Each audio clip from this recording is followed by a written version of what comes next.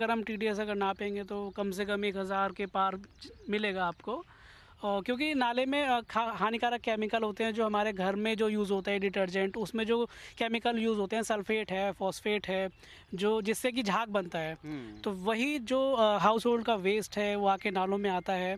और नाले से जब खुला बैराज के बाद जब गेट खुलता है थोड़ा सा, तो पानी जब प्रेशर से आता है तो झाग बनाता है। तो जो नदी के किनारे जो लोग रहते हैं, जीवन यापन करते हैं, कृषि करते हैं, खेती करते हैं, जिनका जीवन ही इस पे निर्भर है नर्मदा नदी से। तो देखिए, जब ये पानी जाता है सिंचाई के लिए तो ज़मीन की उर्वरक क्षमता को वो कम करता है। ऊपर से लोग जब फसल उससे उगती नहीं है तो पेस्टिसाइड लोग डालते हैं।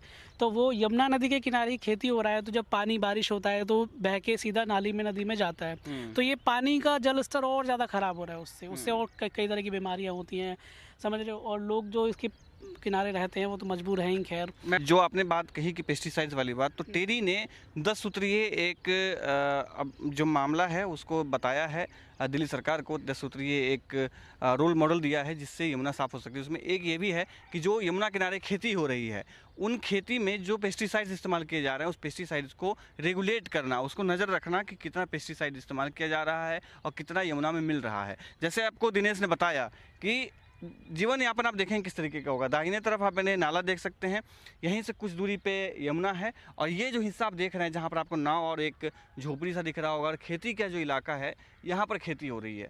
अब दिनेश ने जो कहा कि यमुना का पानी और इस नाले के टीडीएस में कितना अंतर होगा, कितना होगा, 1000 इन्होंने अंदाज़ा लगाया है। हम देखते हैं कि टीडीएस यहाँ पर कितना है। दिनेश, ये आप मशीन से हम लोग चेक करेंगे यहाँ पर कि कितना है।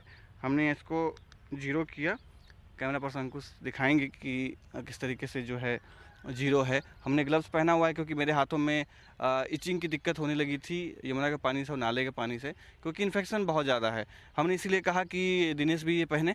और लीजिए दिनेश, एक बार आइए इधर, आइए सामने आइए, इधर से हम लोग नाप के देखते हैं। ये देखिए, पहली बात कि मशीन से तो हम एक आंकड़ा जुटाने के लिए मशीन हम इस्तेमाल कर रहे हैं कि कितना गंदा पानी यहाँ का है, लेकिन आप खुली आंखों से भी समझ सकते हैं देख करके कितना कलर इसका जो वाइट है और मिल्क टाइप का दिख रहा है। ये क्यों है ऐसा? जी वही बताऊंगा कि इसमें डिटर्जेंट की मात्रा सबसे ज़्यादा होती है, क्योंकि अभी यमुना नदी के उस पार देखेंगे तो लोग वहाँ पे कपड़े भी धोते हैं, तो कपड़ों का भी जो झाग या डायरेक्ट यमुना नदी में जा रहा है, तो इस कारण देख सकते हैं सब सफ़ेद दिख रहा है। सफ़ेद पूरा जो है आप देख सकते हैं, खुली आंखों से भी आप देख सकते हैं कि यहाँ पर है। अब हम इसका टीडीएस नापते हैं। ये टीडीएस हमने मशीन जो है हमने 984, जैसा दिनेश ने बताया था कि 1000 के आसपास में टीडीएस इसका होगा। और हो सकता है कि मशीन कुछ एरर भी होता है तो आगे पीछे भी हो सकता है, लेकिन 1000 बहुत ज़्यादा होता है टीडीएस। जी बिल्कुल। क्या बताया कि पीने का जो पानी होता है उसका जो टीडीएस होता है वो 300 से 400 से ज़्यादा नहीं होना चाहिए, लेकिन क्या करें, बहुत ज़्यादा है, बहुत ज़्यादा हानिकारक है। अब यही नाला जब अनट्रीटेड हो गए नदियों में मिलेगा, लोग उससे खेती करेंगे तो हमारे स्वास्थ्य पे भी बहुत बुरा असर पड़ने वाला है, और लोग इसमें नहाने को मजबूर हैं। और आप देख सकते हैं कि गाय भैंस जो नदियों किनारे आती हैं, घास चरती हैं, फिर उसी पानी को पीती हैं, उसी में नहाती हैं, फिर उसका हम दूध हम पीते हैं, तो हमारे स्वास्थ्य पे भी कहीं ना कहीं बहुत। देखिए ना कि हम जो लगातार यमुना पे आ रहे थे और जो हम पानी छू रहे थे उसका असर हमारे शरीर पे भी पड़ रहा था, हमारे हाथ में इन्फेक्शन होना शुरू हो चुका था। और अलग तरीके के आप लोग जब आते हैं सफाई करने के लिए तो आप लोगों को किस तरह की दिक्कतें होती हैं? जी, हमारा एनजीओ है वाइसेस फाउंडेशन, तो जब हमारी टीम आती है वॉलंटियर तो हम उनको बोलते हैं कि सेफ्टी रहे, थोड़ा पानी को टच ना करें, ग्लव्स पहने, मास्क पहने, ताकि पानी जो इतना इन्फेक्टेड है कि अगर किसी की स्किन बहुत सेंसिटिव है, उसका पानी टच कर जाए तो रेड कलर के रैसेस हो जाते हैं, रेड रैसेस हो जाते हैं। तो हम लोगों को अवेयर करते हैं कि पानी को टच ना करें, बस दूर से ही जो भी प्लास्टिक को कलेक्ट करें।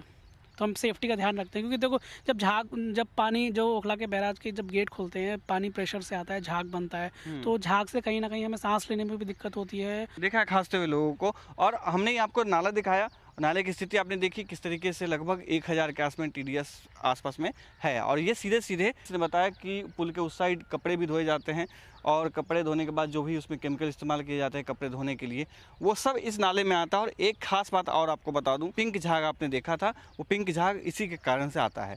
अब मैं आपको दिखाता हूँ किस तरीके से यहाँ पर खेती होती है और जनजीवन किस तरीके से यहाँ चलती है। अब ये देखिए, ये एक खेत है। दिनेश, आप भी आइए साथ में हमारे, और ताकि और अच्छे से समझ में आएगा, दर्शक समझेंगे। ये एक खेत है और अभी तो शायद कोई फसल यहाँ पे नहीं है, कुछ फसल है यहाँ पे। इस तरह की कुछ फसल हैं। क्या लगता है कि ये खेती होने पे कितना